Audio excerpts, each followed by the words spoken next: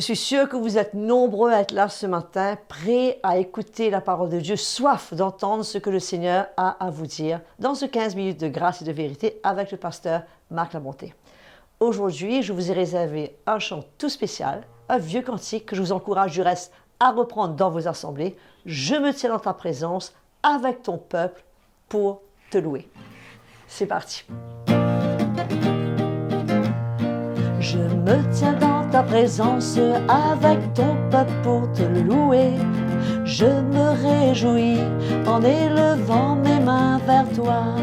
Je me tiens dans ta présence avec ton peuple pour te louer. Je me réjouis en élevant mes mains vers toi. Tu m'entoures de ta grâce, mon cœur est plein de chants. Tu es la raison de ma joie. Tu m'entoures de ta grâce, mon cœur est plein de chants. Tu es la raison de ma joie. I love to be in your presence with your people, singing praises. I love to stand and rejoice. I lift my hands and praise my voice. I love to be in your presence with your people, singing praises. I love to stand and rejoice. Lift my hands and raise my voice. Lift my hands, yes, lift my hands and raise my voice. Lift my hands to you, Jesus. Lift my hands, yes, and raise my voice. Alléluia. Amen. J'espère que vous êtes réjouis avec moi et que vous avez pu aussi louer le Seigneur. Autour maintenant d'accueillir le pasteur Marc Labonté qui va continuer pour cette dernière série de la saison sur la sanctification et cette fois-ci va nous parler d'un amour sincère. Donc vraiment mes frères et sœurs, ouvrons nos cœurs. Écoutons et recevons ce que le Seigneur a mis à part pour chacun de nous aujourd'hui. Que le Seigneur vous bénisse. Merci Audrey. Qu'un chant de louange monte vers le Seigneur à chaque fois, chaque jour, pour le louer. Bienvenue, mes chers frères et sœurs, dans ces 15 minutes de grâce et de vérité. Nous vous rappelons que Jésus est venu avec la grâce, avec la vérité. Et encore aujourd'hui, nous allons parler de cette œuvre de sanctification.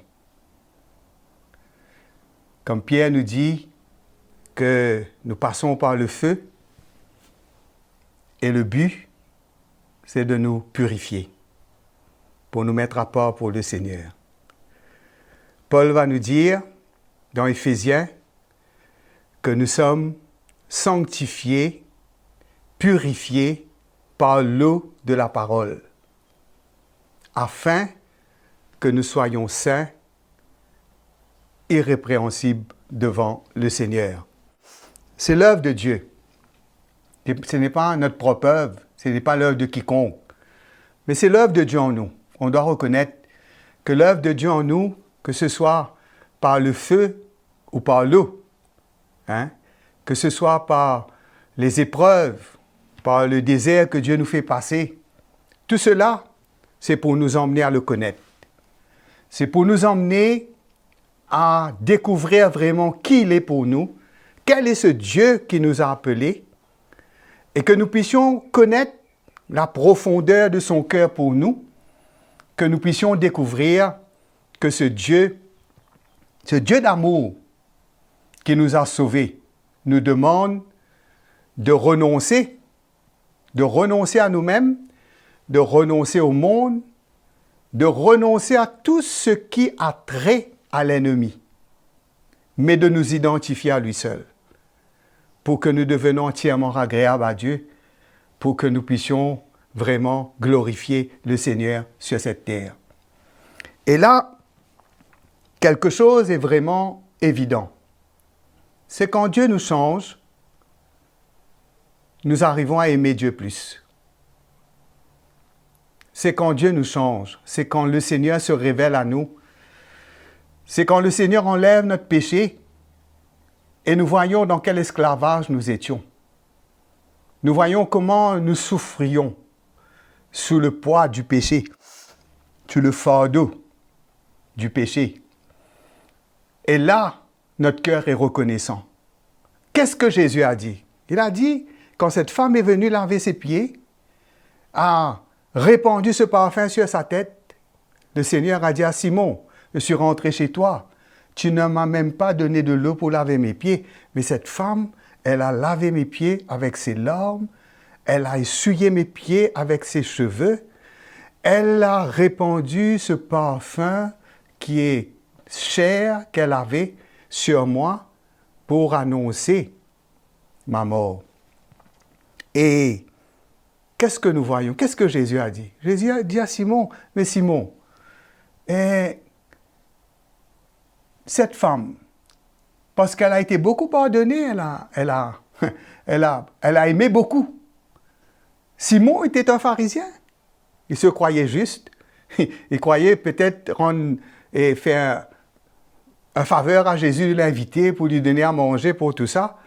Mais il n'a pas expérimenté le Seigneur. Il n'a pas vu ce que le Seigneur était. Hein? Peut-être qu'il avait à cœur de connaître s'il a invité le Seigneur. C'est peut-être qu'il voulait le connaître.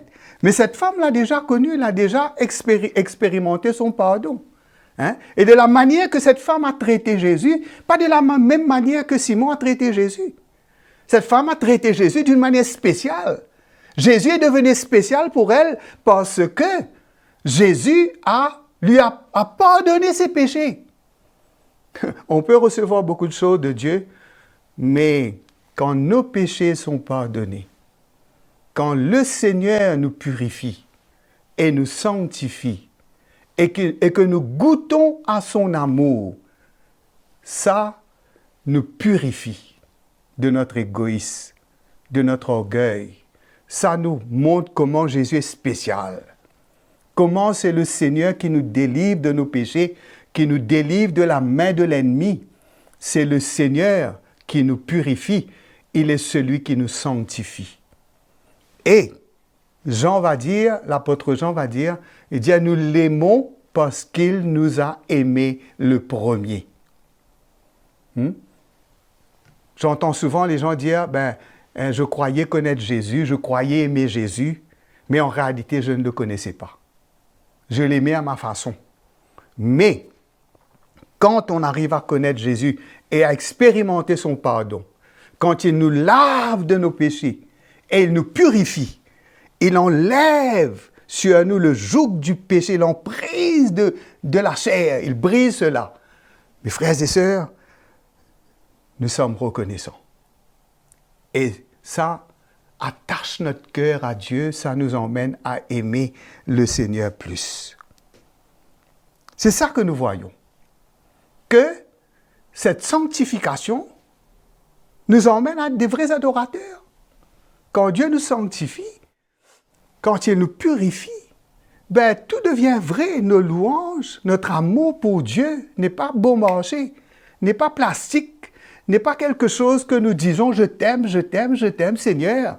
Mais vraiment, nous arrivons à aimer le Seigneur parce que ce que le Seigneur fait en nous, quand il se révèle à nous, c'est ça. Allons lire un petit... Notre cœur peut-être dur, hein? Je vais lire quelque chose dans l'évangile de Jean que j'ai lu ce matin, que les pharisiens, ils ne connaissaient pas Jésus. Ils ne l'ont pas vraiment connu.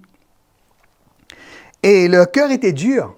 L'amour de Dieu n'était pas en eux. Jésus va dire aux pharisiens, vous voulez me tuer parce que l'amour de Dieu n'est pas en vous. Hein? L'amour de Dieu n'était pas en eux. Et regardez l'attitude de ces pharisiens. Jean chapitre 7, le verset 47. Les pharisiens leur répliquèrent, « Est-ce que vous aussi vous avez été séduits?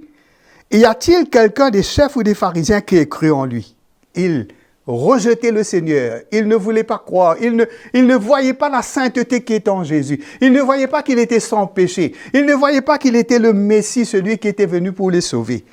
Ils le persécutaient. Et qu'est-ce qu'il va dire? Il va dire, mais cette foule qui ne connaît pas la loi, ce sont des maudits. Hein? Regarde leur cœur, leur orgueil. Ils croyaient qu'ils connaissaient Dieu et que ces gens-là ne connaissaient pas Dieu. Qu'en réalité, ces gens-là, Dieu a pu se révéler à eux parce qu'ils étaient des gens simples. Hein? Ils ont cru.